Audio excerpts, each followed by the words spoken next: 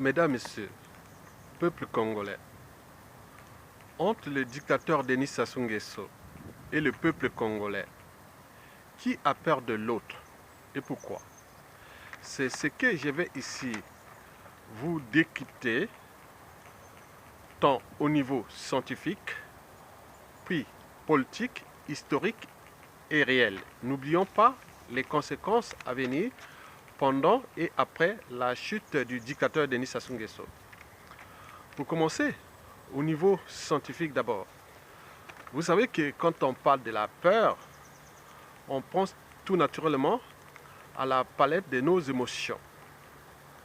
Or, le cerveau qui gère nos émotions est aussi celui qui est lié à la formation de la mémoire. Et nous en avions en fait deux. Il y a la mémoire courte et la mémoire longue. Donc, ce cerveau qui gère les émotions et la formation de la mémoire est celui qu'on appelle le subconscient, à la différence du cerveau de l'inconscient et de la conscience. Mesdames, Messieurs, peuple congolais. Bon, Sassou Nguesso a le pouvoir et les moyens de l'État dont il dispose. Donc, sur ce plan, Sassou Nguesso sait que tôt ou tard, d'ici peu, il peut tomber. Mais en attendant, comme il a ces moyens colossaux de l'État dont il dispose, et donc il sème la terreur. Et cette terreur pénètre dans notre sympathique cerveau, et c'est la mémoire et les émotions qui s'expriment souvent. Donc nous avions la peur, nous avons subi les traumatismes, il y a la soumission et autres. Et il faut le savoir aussi que du côté du dictateur, il a bien fait la lecture de la chute des dictatures. Donc il a peur de perdre le pouvoir. Et c'est les raisons pour lesquelles il en abuse de ces moyens colossaux de l'État dont il dispose pour s'aimer cette terreur. Mais lui aussi, il a aussi peur. Et il faut dire qu'au niveau de la guerre biologique qui se passe entre le peuple congolais et aussi le dictateur lui-même, nous avions ce qu'on appelle la dopamine, qui est produite en lien avec nos émotions et aussi en interaction avec les glandes endocrines et surtout ce qu'on appelle la formation aussi de la mémoire. La dopamine, on appelle in. Ça commence par, c'est des catécholamines, ça commence par la tyrosine, ça s'appelle la dopamine, noradrénaline, puis l'adrénaline. Donc la noradrénaline est le précurseur de l'adrénaline. Et d'ailleurs, l'adrénaline est liée aux émotions. Mais surtout, la dopamine. La dopamine, ses fonctions ne sont pas seulement dans la motricité, mais elle est impliquée dans les processus de mémorisation. Donc nous, individuellement et collectivement, tant au niveau civil, politique et militaire, on a mémorisé déjà Sassou Nguesso, on sait sa personnalité, la nature de son régime, donc on a peur. Et donc, sur ce plan, les Congolais sont les plus grands producteurs de dopamine.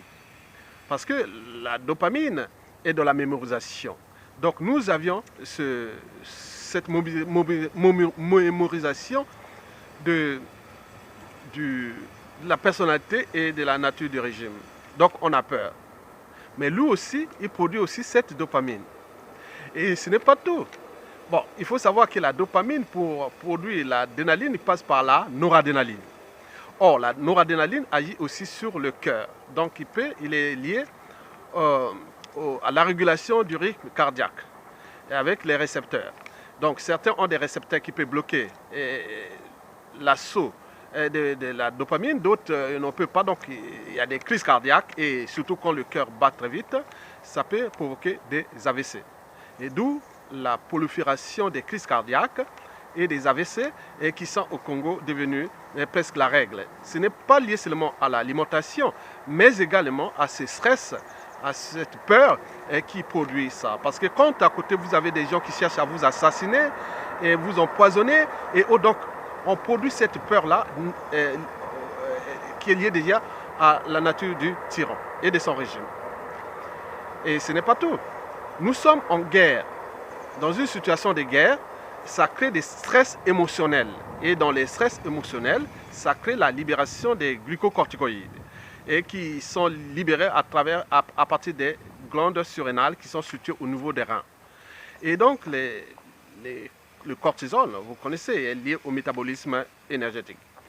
Et donc, sur cette situation, les Congolais sont devenus presque les plus stressés des peuples d'Afrique dû à la situation des disparitions suspectes ou forcées, emprisonnement arbitraire, injustice, insécurité, conditions de vie exécrables. Et donc, tout ça lié à la production de ces deux molécules-là, qui sont la dopamine et les glucocorticoïdes. Mesdames et messieurs, au plan politique, bon, bien entendu, il faut se le dire, que Sassou Nguesso a tout tenté. Depuis 2015, il est passé. 2016, hold-up électoral, emprisonnement du président élu, terrorisme militaire dans le pool, et il est toujours passé. Donc là, il est en force parce qu'il a les moyens de l'État. Donc là, sur ce côté, c'est lui qui n'a pas peur parce que c'est le peuple qui a peur. Or, qu'au point de vue scientifique, c'était du 50-50. Mais au plan politique, c'est du 0% pour nous. Hein, on a peur, on n'est pas en force, c'est Sassou qui est en force. Donc la peur est à 100% du point de vue politique du côté du peuple, mais pas du côté du régime. Au vu de la réalité politique qui s'est passée déjà depuis 2015 à nos jours. Sassou a même entraîné tous ses députés à vendre le pays aux Chinois et à d'autres partenaires économiques et de l'exploitation des ressources naturelles qui sont des partenaires, pas du peuple congolais, mais du tyran, du régime. Et donc, sur ce plan, je dirais que c'est Sassou Nguesso qui n'a pas peur, mais c'est le peuple qui a peur. Et au point de vue historique, Sassou a fait la lecture de la plupart de la chute des dictateurs. Donc, il a peur. C'est que le peuple a toujours les derniers mots et les derniers jugements. Et donc, sur ce plan, il a peur. Donc, 100%, la peur est du côté des dictateurs. Parce que, bon, il sait bien que toute chose a un début et une fin, et que sa chute est inévitable et inéluctable. Et que sur ce plan historique, on ne sait pas comment le peuple et ceux qui vont prendre le contrôle du pays pourront-ils le traiter et ce que son clan, sa tribu et tout compagnie. Dans le cadre de la règle d'or, ne faites jamais autrui, c'est que vous ne souhaitez pas qu'on le fasse vous-même. Donc sur ce plan, Sassou Nguesso a vraiment peur. Donc le peuple est en force parce qu'il sait qu'il a le temps et la montre. Celui qui contrôle le temps et la montre, donc on peut contrôler un régime. Donc Sassou a peur de ce côté-là. Et du point de vue réel, il sait qu'à partir du 5 juillet 2019, peut-être qu'il n'aura pas l'argent du FMI, et donc la situation va se compliquer. Et sur ce plan, Sassou a encore plus peur que nous, peuple congolais. Mais non, après, c'est la suite qui est dangereuse. Parce qu'avec ce que Sassou a fait là, c'est comme un effet d'entraînement et de conditionnement. Ça donne des idées aux autres. Et donc, avec ce peuple qui a tout renoncé à ses droits et devoirs, qui est devenu presque des sujets. Parce que, à la différence des citoyens, un sujet, c'est quelqu'un qui délègue sa liberté et sa dignité à l'autre. L'autre, aujourd'hui, c'est les régimes, c'est le dictateur. Un sujet, c'est aussi celui qui n'a ni droit ni devoir. Ok, la liberté et la dignité plus les droits et devoirs sont les premières règles, font partie des fondamentaux d'un peuple. Mais si un peuple est devenu sujet oui, il est esclave. Donc nous sommes des esclaves en ce moment de Sassou Nguesso. Donc du point de vue de la chute de Sassou Nguesso, bien entendu, il y aura peut-être d'autres qui pourront en abuser sur cette situation. Comment vous allez s'affronter à un régime ou une autorité injuste ou un ordre juste ou injuste quand vous êtes en prison de ce peuple congolais-là? C'est difficile. Même demain, les Sassou Nguesso pourront être traités dans les conditions de dignité comme ils l'ont fait aux autres et sans que ce peuple puisse réagir. On a vu depuis 2015, par l'arrestation de Mokoko, ils l'ont abandonné, la guerre dans le pool et tout le monde a abandonné. On s'indigne, on ne se structure pas notre souveraineté, la coordonner et l'organiser pour faire partie de Sassou Nguesso. Donc sur ce plan, ça donne des idées aux autres. Donc c'est comme un effet d'entraînement et de réflexe. C'est les raisons pour lesquelles Sassou Nguesso et tout son clan ont peur des lendemains. Parce qu'une fois récupérés les moyens colossaux de l'État dont ils disposent pour terroriser tout le monde, mais ces moyens-là pourront revenir comme un effet oui, action-réaction. Donc c'est ça le problème. Donc à vous de nourrir le débat. Je l'ai dit qu'il est des points de vue scientifiques. On sait que nous libérons beaucoup plus de catécholamines, c'est-à-dire les dopamines, adrénaline, noradrénaline.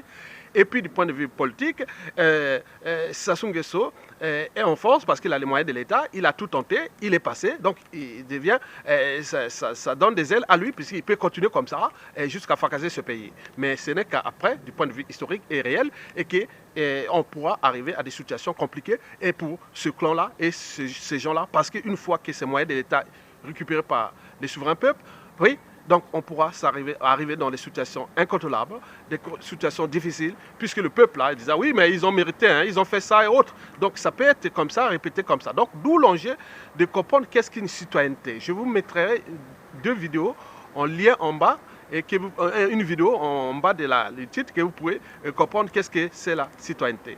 Mesdames, Messieurs, je vous remercie.